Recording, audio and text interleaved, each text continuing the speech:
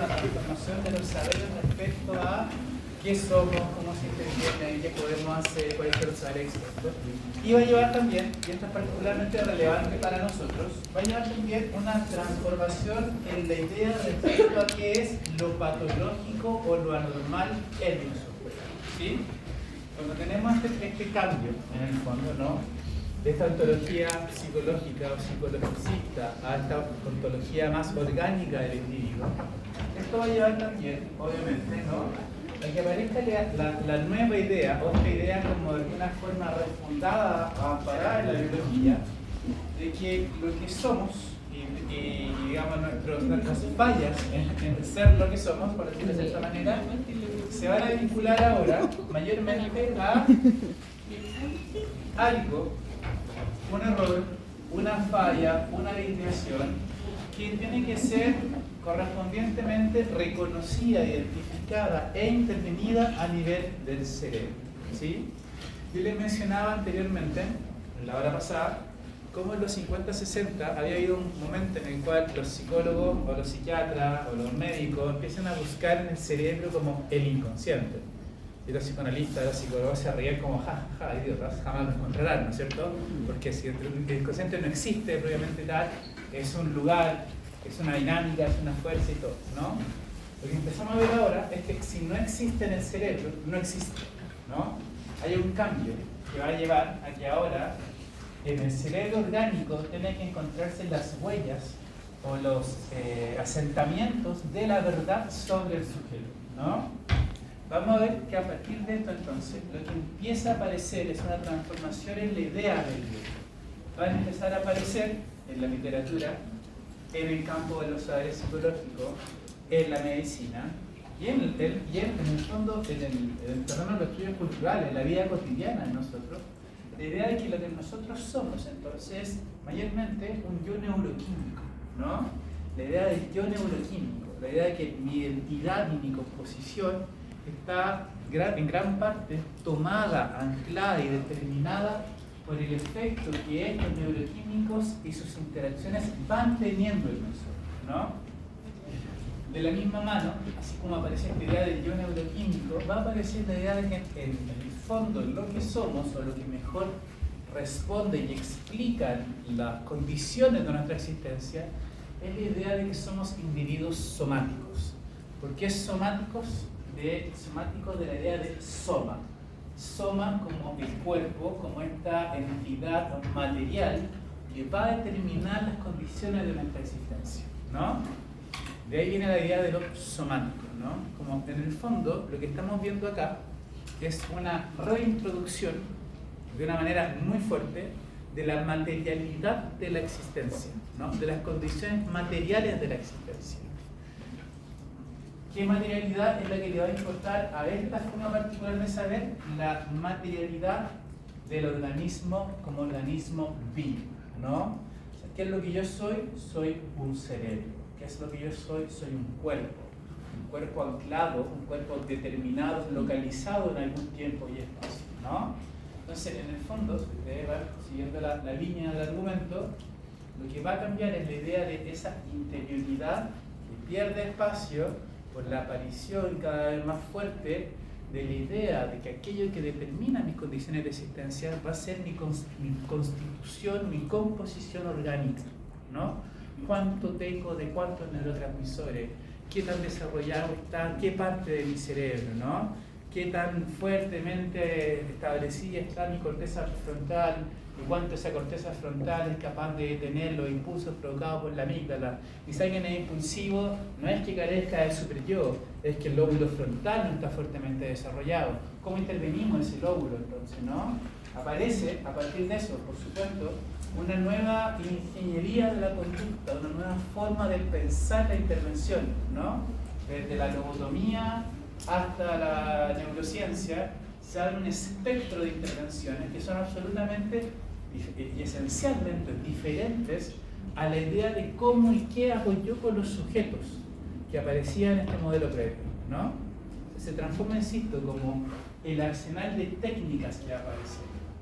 Y bajo esta idea, lo que tenemos entonces es que si lo que va a primar es mi composición química, es mi sustrato material, es mi composición material, insisto, ¿no? Mi soma. Lo que vamos a ver es que cosas como la mente, que eran abstracciones antes, ¿qué es la mente? Es el alma, ¿no? Esas abstracciones van a ser reemplazadas, van a ser transformadas en este nuevo lenguaje. Y la mente va a ser solamente aquello que el cerebro hace, ¿no? Lo psicológico va a ser una condición emergente del cerebro, ¿no? Pero va a crear eso también una condición sine qua non, como se dice. Tiene que haber cerebro para que haya mente, ¿no? Si no hay cerebro, no hay mente. Si no hay cerebro, no hay individualidad, no hay sujeto sin cerebro, ¿no? Y esto es muy interesante si pensamos que desde la lógica anterior, ¿no? Del paradigma más psicológico, propiamente tal, hay una especie de reticencia al cuerpo, ¿no? El cuerpo aparece como una especie de elemento residual, es donde cae aquello que no se explica. Ahora se invierte y el cuerpo toma una predominancia, el cuerpo entendido como su condición material del cuerpo, ¿no? Donde lo que la subjetividad es, no es más que un epifenómeno de aquello, ¿no? Esto, chicos, va a producir una transformación y va a permitir la aparición de lo que nosotros en ciencias sociales llamamos la mirada psiquiátrica y terapéutica, ¿no? ¿Qué cambia? Cambia el ojo con el que observamos estas cosas. Ustedes ya están formados culturalmente en esto. Para ustedes esto es una rareza que la encuentran en psicología porque estudian psicología, pero la vida cotidiana de ustedes está mucho más tomada por eso que por eso, ¿no? Probablemente ustedes cuando estaban viendo o cuando estaban creciendo y tenían sus conflictos o disputas con amigos, con familia, con papás, con pololos, con pololas, con lo que sea, la idea de cómo explico mi conducta, por qué hago lo que hago, etcétera, va a estar mucho más dada por esta mirada terapéutica psiquiátrica que por esta idea psicologicista de la interioridad, ¿no? ¿En qué consiste esta mirada? Por eso digo, se lo digo porque esto le va a hacer mucho más sentido a ustedes que eso probablemente, a nivel intuitivo, ¿no? Lo que Rawls va a ir dándose cuenta es que efectivamente esta mirada psiquiátrica y terapéutica va a pasar de lo molar a lo molecular. ¿Qué significa eso? Son dos palabras como tramposas, ¿no? Lo molar es lo complejo, es la totalidad, ¿no? Y esta mirada va a tratar de ser cada vez más específica, cada vez más molecular en el sentido de más microscópica. No es la tristeza en ti por la relación familiar, es la serotonina, ¿no? Y no son los neurotransmisores los que hacen que estés triste, es la dopamina, es un neurotransmisor en particular que se conecta de una manera particular a cierta parte de la neurona, y ustedes todos vieron este dibujo, probablemente se acordarán, que era como neuronas, dendritas, captadores de no sé qué cosa, siguiente neurona, espacio intersináptico, ¿se acuerdan todo eso? Eso es esto, porque cuando aparece esto aparece de la promesa de la especificidad, porque yo no tomo un remedio como tomar un fármaco para el ánimo, yo me tomo un medicamento que en teoría, en principio, y esta es un poco la ficción y la verdad de esto, ¿no? Que no puede actuar como en el cerebro, actúa en el neurotransmisor no sé cuánto, N1, P1, no sé qué cosa, lo que sea, ¿no? Actúa ahí. Entonces, ese paso de la globalidad de la conducta a la especificidad del componente es lo que Rawls va a llamar el paso de lo molar a lo molecular. Y gran parte de esta disputa ontológica se va a ir zanjando bajo la promesa que la psiquiatría biológica va a ser de ser capaz de desarrollar un grado de especificidad en la intervención que permite producir transformaciones que esos otros enfoques eran incapaces de realizar, ¿no? ¿Cuándo gana fuerza la psiquiatría biológica? Cuando son capaces de sintetizar los primeros psicofármacos de uso masivo, ¿no? Que son los que se utilizan mayormente como posteriormente a las guerras mundiales, ¿no?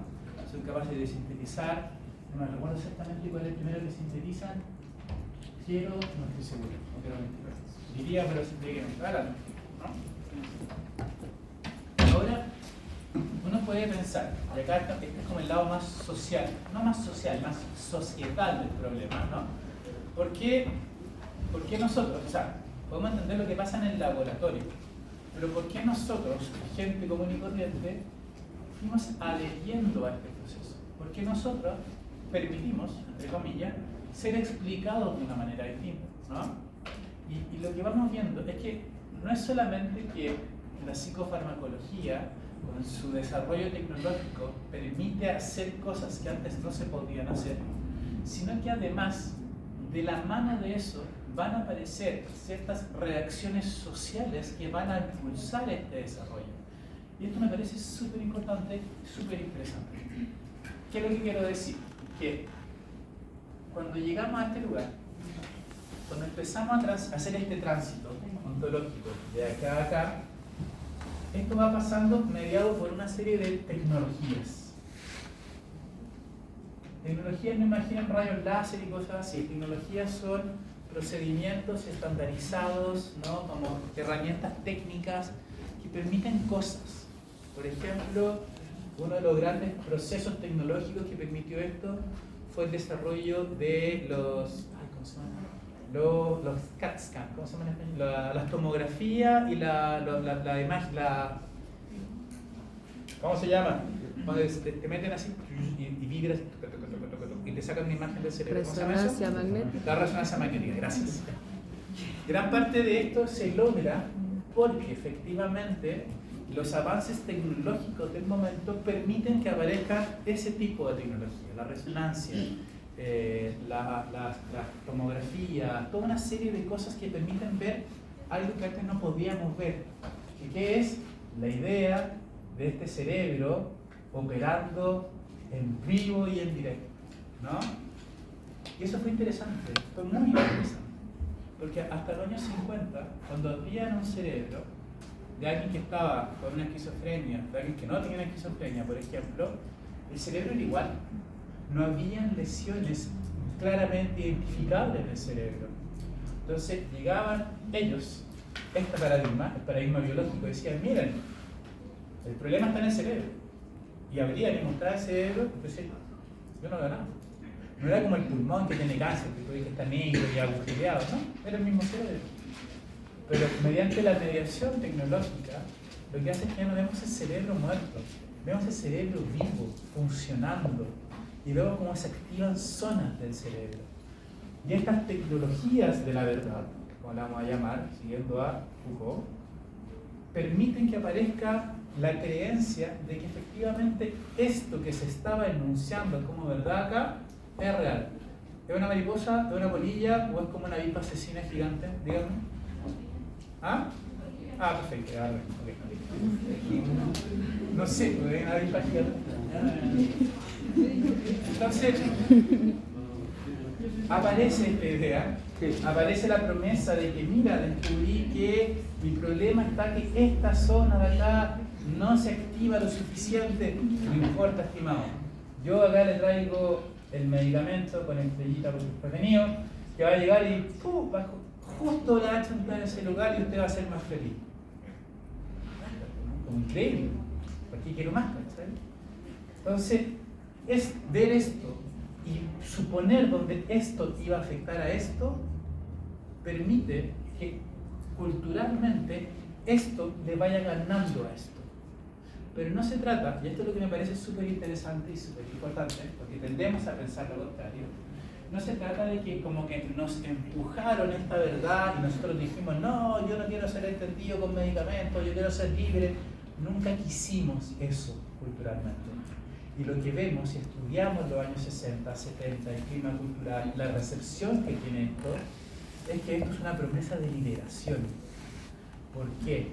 Porque pasamos de cosas como su hijo es así porque usted es un mal padre, a cosas como es que su hijo tiene un desbalance químico y yo como papá no quiero la culpa, ¿no? Y si ustedes ven, por ejemplo, trastornos actuales de moda como el déficit atencional, todos los modelos de los años 60, 50, 40 que hablaban de trastornos de la conducta en niños era culpa de los papás o falencias morales. Y la solución acá, ¿cuál era? ¿El castigo o el golpe? Y pasamos a esto, que era el problema cuál es un desbalance químico que no estamos seguros cuál es, pero está por ahí, denos tiempo para encontrarlo. Darnos para encontrarlo, eso es lo grande. Pero si el desbalance es químico, la solución no puede ser el golpe. Si el desbalance es químico y está en el cerebro, la solución tiene que ser química y estar en el cerebro. Y cambia el patrón explicativo. Y yo paso a decir, chuta, este cabrón está jodido porque yo soy un papá pésimo y todo era culpa de las mamás, básicamente, hasta los años 50. Recachen que hasta los años 60 la gran explicación del psicoanálisis para psicosis, para la esquizofrenia y el autismo son las madres, ¿no? Madres frías, madres que no supieron ser suficientemente contenedoras y cálidas. Entonces, si tu hijo es, y póngase en ese lugar, si tu hijo es autista, tu hijo tiene algún tipo de, lo que conocemos ahora, trastorno del espectro, ¿no? El problema había sido tú, ¿no? Y creaba ese clima cultural. Si tú ibas caminando, hay libros sobre esto que son preciosos, como que lo relatan muy bien. Tú vas caminando y decís como, sí, Juanito tiene, no sé, autismo severo. Decís como, ¿qué hizo la mamá?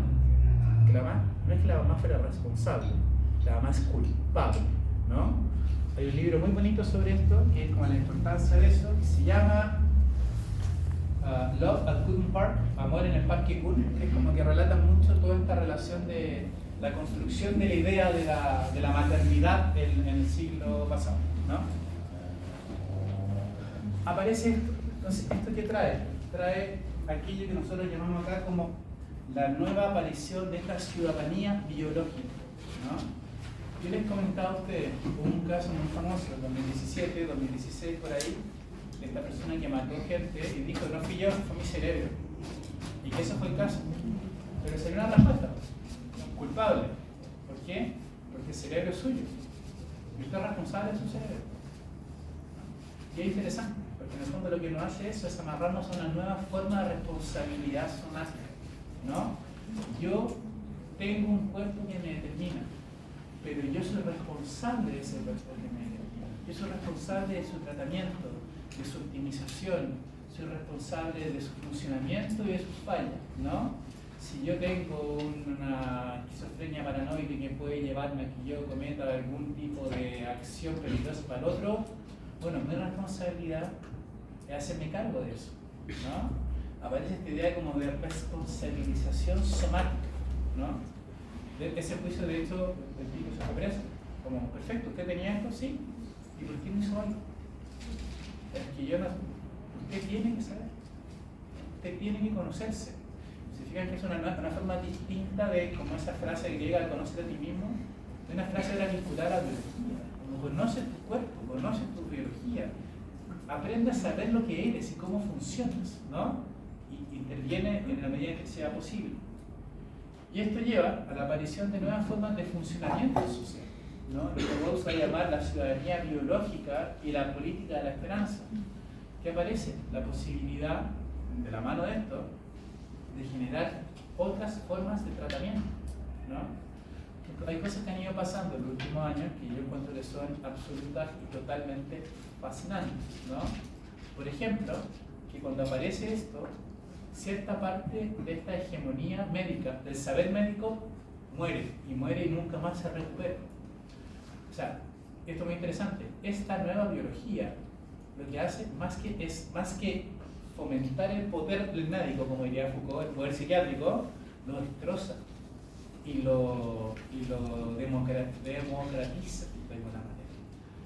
Por ejemplo, ¿qué cosas están ocurriendo ahora en el mundo? Como para que ustedes vayan sabiendo, porque me parece interesante que conozcan un poco más que la psicología del siglo XX, ¿no? Que un poco lo que enseña la universidad en general. Es muy frecuente ahora que las personas que tienen enfermedades, no necesariamente enfermedades mentales, como te decía, sino que enfermedades en términos generales, compartan sus genetic compositions, que les dicen, sus esquemas genéticos online. ¿Y esto qué ha llevado? Por ejemplo, ha llevado a que hay un caso muy famoso, que al que le interese después me puede mandar un mail y le mando el reportaje que salió hace poco sobre eso, como médicos que dicen como, ¿sabe qué? Yo no tengo idea de lo que usted tiene, Pero saquémosle una muestra genética y subámosla online. Y veamos a quién más tiene esto. Y pasó que, por ejemplo, en Estados Unidos, un caso famoso, en Estados Unidos un doctor subió eso de la niñita que tenía 5 años y tenía pronóstico de vida 2 años más y se envía a los 7 años, los papás desesperados, por supuesto, como busquemos una solución. Y una persona en Israel dijo, yo tengo un caso igual, y compartieron los códigos genéticos. Y otra persona en Inglaterra dijo, yo tengo un caso que también es igual y no sé qué es. Y empezaron todas estas personas voluntariamente a poner sus códigos genéticos online, hasta que empezaron a poder mapear genéticamente cuál era el desorden que estaba ocurriendo ahí. Y hasta que encontraron la composición genética, dónde estaba el daño. Y eran ya tantos que esas mismas personas, y esto es esto, ciudadanía biológica, esas mismas personas empezaron a hacer campañas vinculadas a políticos para levantar la necesidad de que las farmacéuticas inventaran tratamientos para esa enfermedad. Porque, precisamente, o sea, podríamos buscar tratamientos para todas las enfermedades, pero no lo hacemos porque es plata. Y las farmacéuticas priorizan las enfermedades que tienen mayor dispersión a nivel global, porque tiene más rédito económico. O sea, no es, bajo la lógica de la farmacéutica, no voy a gastar millones de dólares para curar a una persona, si puedo gastar millones para curar a 50.000, que ahora tengo que vender 50.000 remedios en el fondo, ¿no? Pero, en este tipo de casos, la ciudadanía se alía con otro tipo de actores, político, económico, presiona a las farmacéuticas para que aparezcan tratamientos. Y ese caso en particular, hay un tratamiento que se está desarrollando, ¿no? Entonces, cuando yo les digo hay una responsabilidad biológica, es que claro, tú chocas con los límites de lo que tú eres en tu cuerpo. Pero esos límites son responsabilidad tuya hacerte cargo de ellos, ¿no? Y aparecen todo este tipo de como formas de activismo político vinculados a la biología. La ley Recarte-Soto, ¿se acuerdan de eso? ¿La conocen? A los que no conocen, hace como 6 años atrás del siglo, había un montón de enfermedades que no estaban cubiertas por el auto, especialmente lo que se llaman enfermedades raras, ¿no? Y hubo una gran convocatoria previo a todos los movimientos sociales del 2019, que fueron extraordinariamente populares, ¿no? Pero previo a eso, las marchas más grandes que habían habido eran precisamente lo que se llama las marchas de los enfermos, que era gente que decía, yo tengo una enfermedad, y como yo soy ciudadano de Chile, el gobierno tiene que hacerse cargo de mí y de mi enfermedad, porque yo soy ciudadano y pago mis impuestos en este país, y merezco que el Estado me cuide como yo cuido al Estado. Y esa que se llama la marcha de los enfermos, que está documentada, hay documentales, hay investigaciones sobre eso, son formas de esto. Son formas de pensar que, y eso es lo que me interesa que quede, que cuando pasamos de esto a esto, no significa que nosotros dijimos socialmente como, es la biología, ya perdí nomás, si es lo que me tocó. Es que esto conlleva una nueva relación con tu cuerpo, con la política, con lo social y con la enfermedad, ¿no? Y eso está súper subexplorado acá, en Chile en general, ¿no? Ahora estamos en lo que se llama la era postgenómica, ¿no? Como, esa es la medicina con la que nosotros nos vinculamos actualmente, nosotros psicólogos. Cuando nosotros decimos, que vaya al psiquiatra, es esto lo que estamos viendo ahora, ¿no? Es la posibilidad de que, por ejemplo, cuando dicen como que tienes una determinación genética, eso ya no existe. Como la genética no funciona así.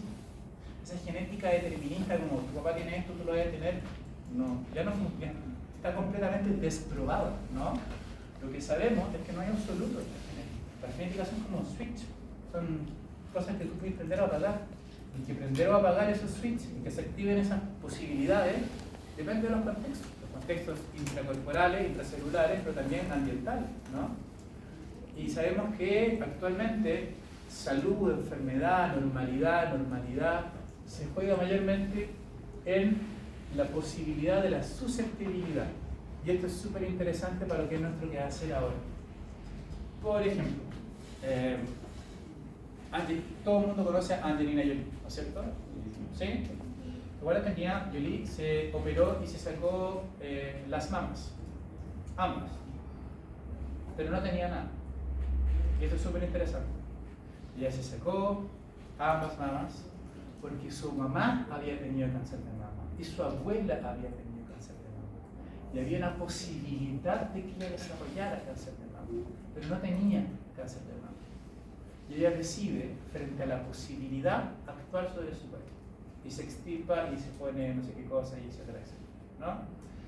Actualmente, lo que la genética permite es ese mapeo de posibilidades, no es certeza, pero nos da una cierta relación con la susceptibilidad, la vulnerabilidad y el riesgo.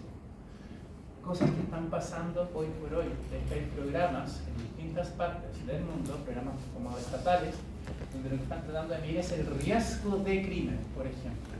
Yo no sé si voy a cometer un crimen, pero tengo un indicador de más o menos cuántas posibilidades hay de que eso pase.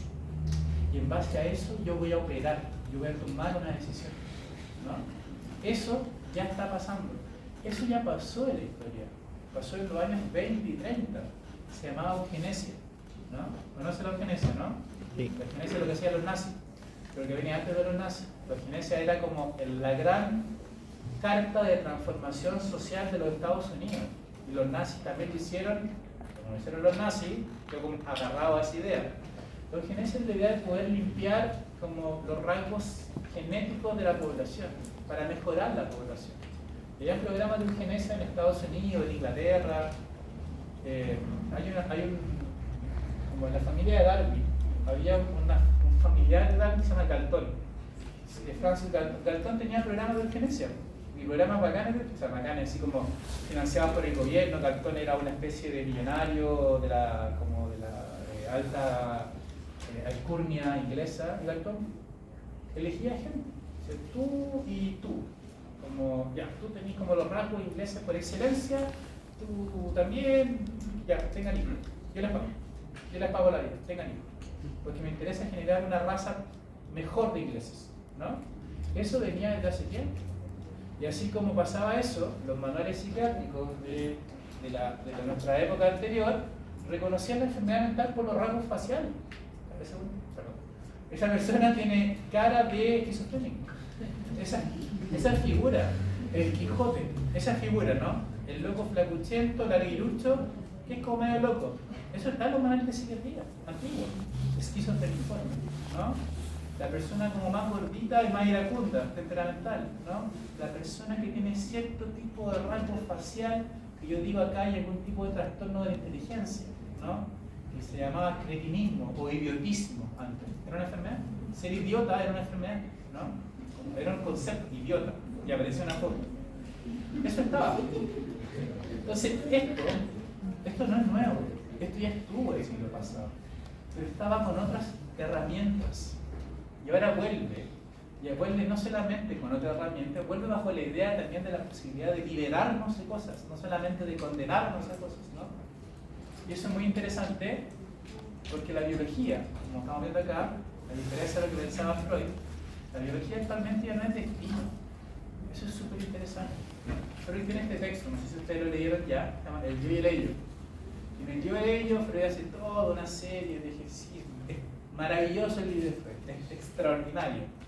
Y dice, bueno, y esto, y el Edipo, y la identificación de acá para allá, y la cosa, bla, bla, bla, bla, bla, y hace, en verdad es una maravilla lógica.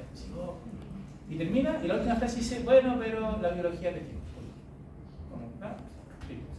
Como, y todo eso, pero en el fondo lo que manda es la biología. Y ahí termina el libro. Y no decimos, claro, porque es libro, claro. Lo que sabemos es que esta biología, como entendemos la biología no es destino. ¿Sabes? Como tú puedes tener una enfermedad genética. ¿Cachan el CRISPR? Esa tecnología que está muy de moda. CRISPR es que. No sé si lo tengo. No lo tengo.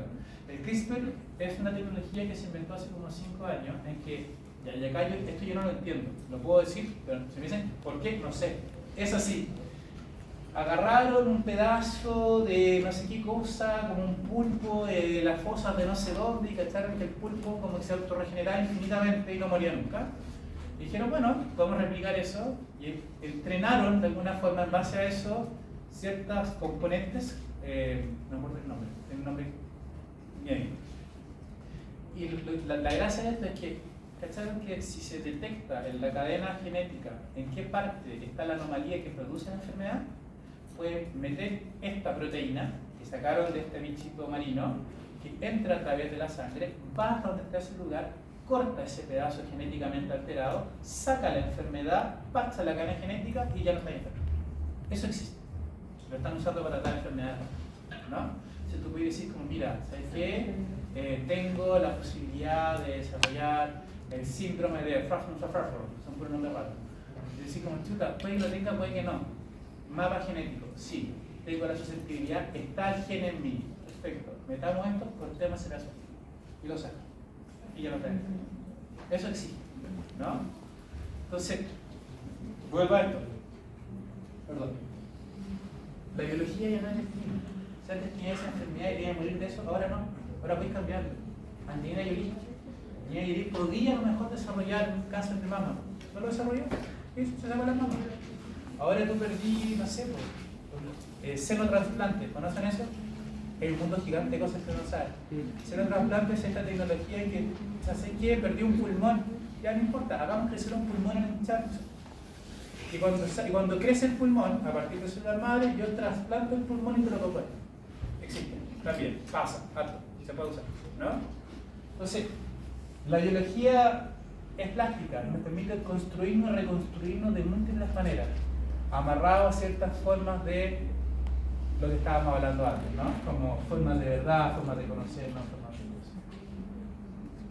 ¿Por qué estamos hablando de todo esto y cómo llegamos de vuelta a la psicología en 5 minutos antes de cerrar la sesión de hoy?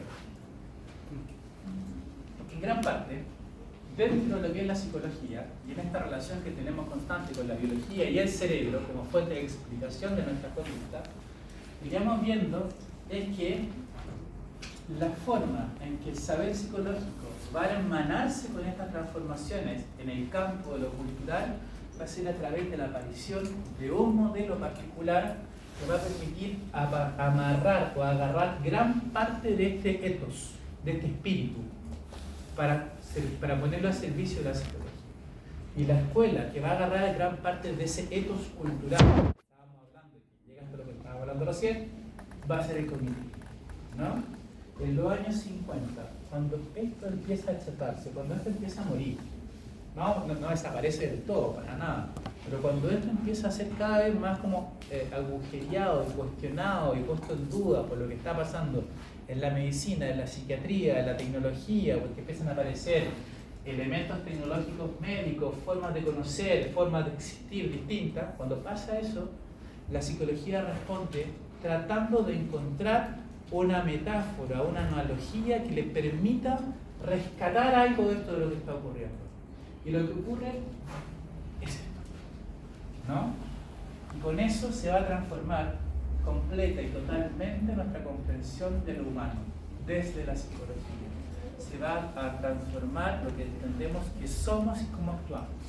Se va a transformar la idea de cómo intervenimos y de cómo funcionamos.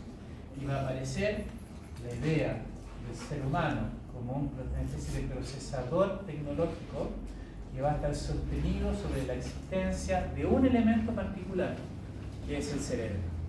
Ahora, si somos una especie de procesador de información, como las tecnologías de punta del momento van diciéndonos, si somos eso, ¿qué es qué? Esa es la gran pregunta. ¿Qué es el cerebro si somos un procesador de información? Y ahí aparece esta gran metáfora, que es la que vamos a rastrear la próxima semana, lo que vamos a empezar a ver de los procesos, que es que si somos computadores, el cerebro es nuestro hardware, ¿no? El cerebro es como la CPU, pero la CPU hace cosas constantemente, ¿no? Yo prendo el computador y cuando prendo el computador, ¿qué hago? Me meto a Word, mando mails, juego, hago cosas. Y ahí aparece esta gran metáfora de que si el cerebro es la CPU, lo que nosotros hacemos con respecto a la información que tenemos con el mundo van a ser procesos, igual como los procesos que hacen los computadores. No son procesos computacionales, son procesos que ocurren a nivel psicológico. Y eso reorganiza la forma en que pensamos nuestra relación con el mundo. Porque nos pone en esta posición, ¿no? Es distinto ser un computador que ser, antes la metáfora para pensar lo humano era la termodinámica, con Freud. Para Freud eran fuerzas. Acá desaparece la idea de fuerzas. No hay fuerzas. Hay información y elementos capaces de procesar la información. Y esta metáfora, ponte tú, ahora está súper trastocada porque apareció el internet. Y ahora necesitamos como la CPU probablemente, como está distribuido, cambió la metáfora, pero eso no va a llegar ahí. Vamos a llegar acá. ¿Se entiende? ¿Todo bien? ¿Todo claro? ¿Dudas, preguntas? Ya, próxima semana nos vamos de acá. ¿Ya?